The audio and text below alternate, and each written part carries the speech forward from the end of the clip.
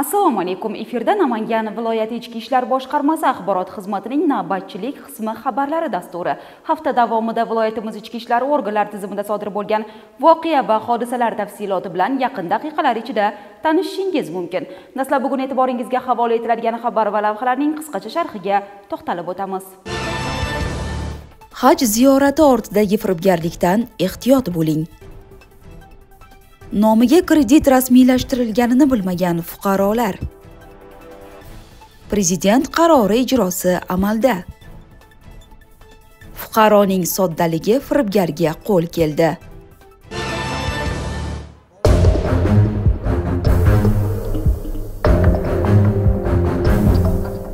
To'raqo'rg'on tumanida yashovchi fuqaro o'zganing mulkini qo'lga kiritish maqsadida firibgarlik yo'liga bosh urdi. U joriy yilning 5-mart kuni Davlatobod tumanida yashovchi ayolni aldab, o'zini va opasini katta haj ziyoratiga yuborishini va buning uchun har birlari 65 million so'mdan jami 130 million so'm berishlari kerakligini aytgan. Ayolning ishonchiga kirgan firibgar ushbu kelishuv asosida 10 million so'm va 500 AQSh dollarini olgan vaqtda ichki ishlar organlari xodimlari tomonidan qo'lga olindi. Aybimga iqrorman. Vakolatim yo'qligi tushunmagan holatimda shu jinoiy ishni sodir qilib qo'ydim.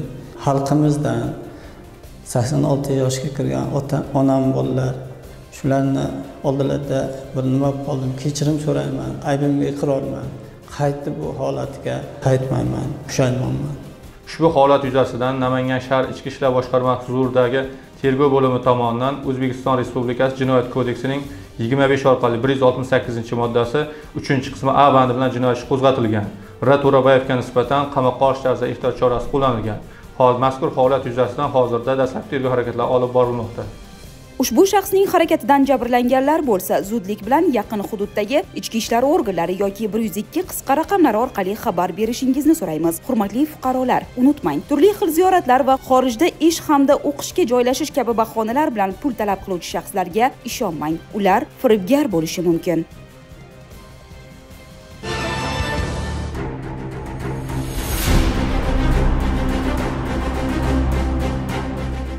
Navoiy viloyatida yashovchi ayol Namangan viloyat ichki ishlar boshqarmasiga murojaat qilib, o'z arizasida unga va yaqin qarindoshlariga onasi hamda opasiga haj ziyoratini amalga oshirish bahonasida katta miqdorda pul so'rayotgan shaxs haqida ma'lum qilgan. Uning so'zlariga ko'ra, Yangiqo'rg'on tumanida yashovchi mazkur shaxs ziyorat uchun jami 13500 AQSh dollari talab qilgan. Arizada ko'rsatilgan holat asosida joriy yilning 19-mart kuni tezkor tadbir o'tkazildi. Unda gumonlanuvchi arizachi ayoldan 1500 AQSh dollari miqdoridagi pullarni olgan vaqtida ichki ishlar organlari xodimlari tomonidan ushlangan.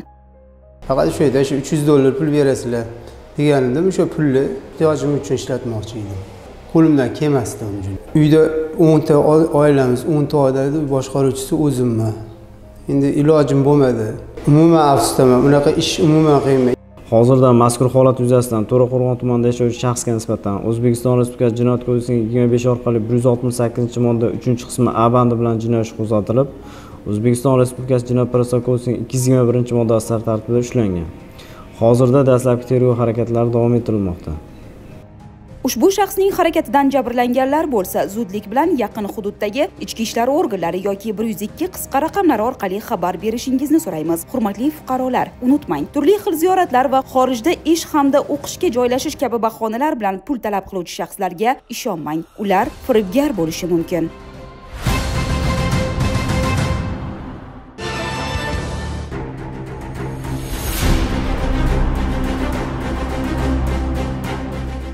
Navoiy viloyatida yashovchi ayol Namangan viloyat ichki ishlar boshqarmasiga murojaat qilib, o'z arizasida unga va yaqin qarindoshlariga onasi hamda opasiga haj ziyoratini amalga oshirish bahonasida katta miqdorda pul so'rayotgan shaxs haqida ma'lum qilgan. Uning so'zlariga ko'ra, Yangiqo'rg'on tumanida yashovchi mazkur shaxs ziyorat uchun jami 13500 AQSh dollari talab qilgan. Arizada ko'rsatilgan holat asosida joriy yilning 19-mart kuni tezkor tadbir o'tkazildi. Unda gumonlanuvchi arizachi ayoldan 1500 AQSh dollari miqdoridagi pullarni olgan vaqtida ichki ishlar organlari xodimlari tomonidan ushlangan. Faqat shu yerda 300 dollar pul berasizlar deganimda o'sha pulni ehtiyojim uchun ishlatmoqchi edim. Qo'limdan kelmasdi undan. Uyda 10 ta oilamiz, 10 ta odamda boshqaruvchisi o'zimman. Endi ilojim bo'lmadi. Umuman afsusdaman. Unaqa ish umuman qilmayman. Hozirda mazkur holat yuzasidan To'raqo'rg'on tumanida yashovchi shaxsga nisbatan O'zbekiston Respublikasi Jinoyat kodeksining 25 orqali 168-modda 3-qismi A bandi bilan jinoyat ishi qo'zg'atilib, O'zbekiston Respublikasi Jinoyat protsessual kodeksining 221-moddasi tartibida ushlangan. Hozirda dastlabki tergov harakatlari davom ettirilmoqda. Hurmatli fuqarolar, unutmang, turli xil ziyoratlar va xorijda ish hamda o'qishga joylashish kabi bahonalar bilan pul talab qiluvchi shaxslarga ishonmang. Ular firibgar bo'lishi mumkin.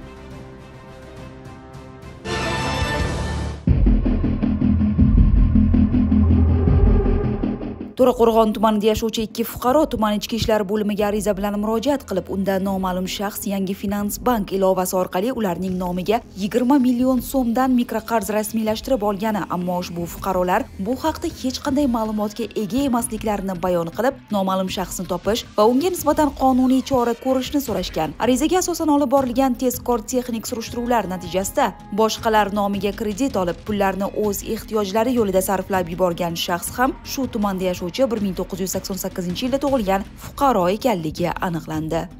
Mazkur holat yuzasidan O'zbekiston Respublikasi Jinoyat kodeksining 168-moddasi 3-qismi bilan jinoyat ishi qo'zg'atilib, hozirda tergov harakatlari o'tkazilmoqda. Namangan viloyat ichki ishlar boshqarmasi fuqarolarni onlayn va mobil ilovalar orqali amalga oshiriladigan har qanday moliyaviy operatsiyalarni bajarishda hushyor bo'lishga, shaxsiy ma'lumotlarni begonalarga bermaslikka va eng asosiysi, messenjerlar orqali yuboriladigan shubhali havolalarga kirmaslikka chaqiradi. Bordi-yu kiber hujumga duch kelgan bo'lsangiz, darhol huquqni muhofaza qiluvchi organlarga murojaat qiling.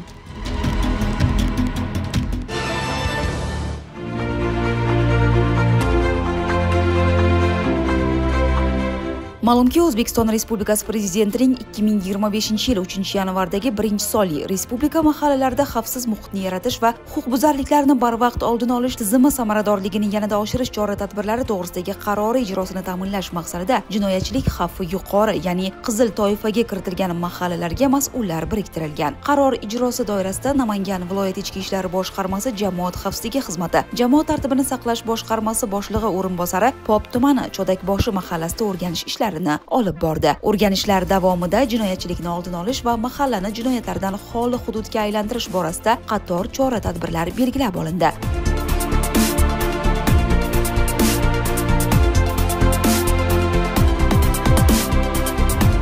Mahalla yettiligi hamda profilaktika inspektorlari bilan hamkorlikda amalga oshirilgan faoliyat davomida uyma-uy yurgan holda har bir xonadon sharoiti o'rganildi. Ayniqsa yolg'iz yashovchi, ehtiyojmand hamda ruhiy sog'lig'ida muammolari bor fuqarolar bilan suhbatlar o'tkazildi. Ularning muammolari eshitildi va joyida bartaraf etish choralari ko'rildi. Mahalla faollari bilan olib borilgan suhbatlar mobaynida hududdagi ijtimoiy vaziyat, xavfsizlik holati tahlil qilindi. Jinoyat va huquqbuzarliklarni oldini olish bo'yicha hamkorlikdagi harakatlar muvofiqlashtirildi. Jinoyatchilikni jilovlash, ijtimoiy muhitni barqarorlashtirish hamda fuqarolar xavfsizligini ta'minlashga qaratilgan amaliy ishlar barcha hududlarda davom etmoqda.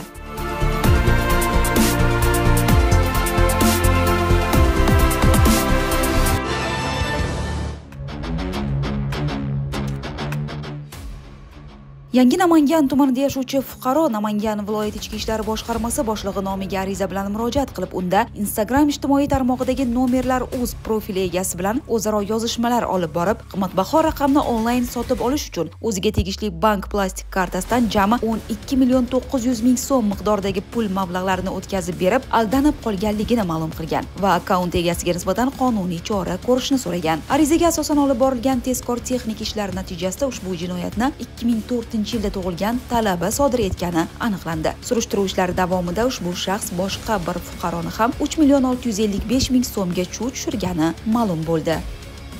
Mazkur holat yuzasidan O'zbekiston Respublikasi Jinoyat kodeksining 169-moddasi 3-qismi bilan jinoyat ishi qo'zg'atilib, hozirda tergov harakatlari o'tkazilmoqda. Gumonlanuvchi shaxsga nisbatan qamoqqa olish ehtiyot chorasi qo'llanilgan. Salkam 13 million so'm pulni ijtimoiy tarmoqlardagina ko'rgan, biror bir rasmiy ma'lumotga ega bo'lmagan akkaunt egasiga qo'sh-qo'llab topshirib qo'ygan fuqaro o'zining soddaligi bilan kiber firibgarlarga yaxshigina sharoit yaratib bergan. Hurmatli hamyurtlar, agar siz ham ijtimoiy tarmoqlarda yuqoridagi kabi holatlarga duch kelsangiz, darhol ehtiyotkorlikni qo'llang va firibgarlar bilan aloqani to'xtatib, bu haqda huquqni muhofaza qiluvchi organlarga xabar bering. Ogoh bo'ling, firibgarlar har doim o'z usullarini yangilab boradi, ammo sizning ehtiyotkorligingiz eng katta himoyadir.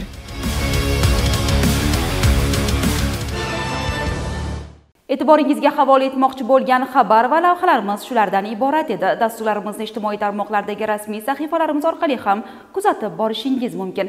Bebaho boyligimiz bo'lgan tinch osuda kunlarimizni qadriga yetish, uni asrab avaylash barchamizning muqaddas burchimiz ekanligini unutmang. Kelgusi ko'rsatuvimiz orqali ko'rishguncha xayr, salomat bo'ling.